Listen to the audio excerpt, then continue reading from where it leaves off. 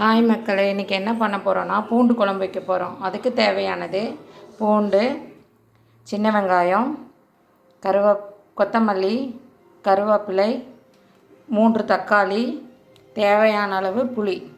இப்போ என்ன பண்ண போகிறோன்னா, இப்போ பாருங்கள், அடுப்பத்தை வச்சு இவ்வளோ ஆயில் ஊற்றியாச்சு. கொஞ்சம் ஆயில் எக்ஸ்ட்ராவே ஊற்றுங்க, அப்போ தான் நல்லாயிருக்கும்.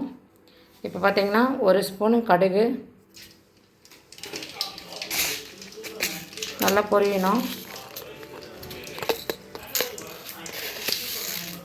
1 ஸ்பூன் வெந்தயம், 1 ஸ்பூன் சீரகம், அப்புறம் கருவேப்பிலை போட்டுக்கணும், கொத்தமல்லி போட்டுக்கணும். இந்த வெங்காயம் பூண்டை அப்படியே போட்டுக்கணும்.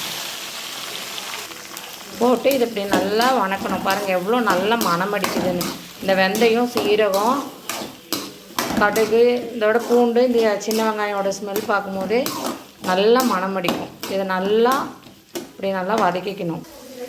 நல்லா வெங்காயம் வதங்கிறதுக்கு தேவையான உப்பு போட்டுக்கணும். போட்டு இப்போ நல்லா கலரி விட்டுக்கணும். பாருங்கள் இப்போ நல்லா வதங்கிருச்சு. இப்போ என்ன பண்ணணும்னா, வெட்டி வச்சுருந்த தக்காளியும் அதில் போட்டுடணும். போட்டு இப்போ நல்லா இதை கலரி விடணும்.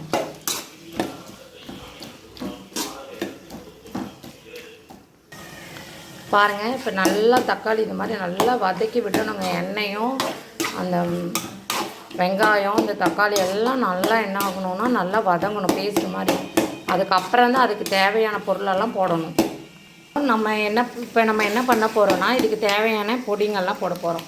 இங்கே பாருங்கள், மஞ்சள் தேவையான அளவு போட்டு இப்படி கலரி விட்டுக்கோங்க. ஒவ்வொரு பொடி போடும்போதும் ஒவ்வொன்றா அப்படி கலரி விடுங்க. 2வது மிளகாய்த்தூள். நான் எல்லாமே என்ன சொல்கிறேங்க, மிளகாய்த்தூள் போட்டாச்சு. இப்படி கொஞ்சம் வதக்கி விட்டுருங்க. அடுத்தது மல்லிப்பொடி. நான் எல்லாமே சக்தி தான் யூஸ் பண்ணுவேன். நீங்கள் என்ன மல்லித்தூள் வீட்டு அரைக்கிற மசாலா இருந்தாலும் பரவாயில்ல, நீங்கள் எப்படி யூஸ் பண்ணுறீங்களோ போடுங்க. இது டீஸ்பூன் கணக்கு பார்த்தீங்கன்னா 3 டீஸ்பூன் மல்லித்தூள், 2 ஸ்பூன் மிளகாத்தூள், 1 ஸ்பூன் மஞ்சள்தூள் இப்படி போட்டு நல்லா கலரிக்கணும். பாருங்கள் கலரே எப்படி மாறிட்டுருக்குன்னு. அதுக்கப்புறம் என்ன பண்ணணுன்னா, நம்ம வச்சுருக்கோம் இல்லையா புளி, இந்த புளி தண்ணியை அப்படியே ஊற்றிக்கணும்.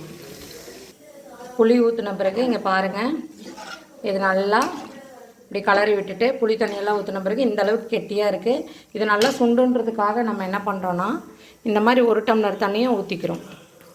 இப்போ இதை ஊற்றி என்ன பண்ணுறோன்னா, நல்லா கலரி விட்டு கொஞ்சம் நேரம் கொதித்து சுண்டுச்சுன்னா சுவையான பூண்டு வத்த குழம்பு ரெடி.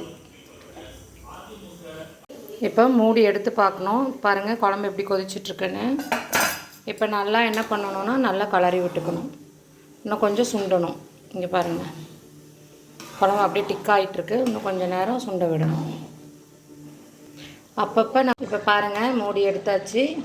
இப்போ சூப்பராக குழம்பு, புளிக்குழம்பு, பூண்டு புளிக்குழம்பு ரெடி. அவ்வளோதான். இப்போ கேஸ் ஆஃப் பண்ணிவிட்டு நம்ம என்ன பண்ணுறோம், சுடு சாப்பாட்டில் சாப்பிட்டா சூப்பராக இருக்கும்.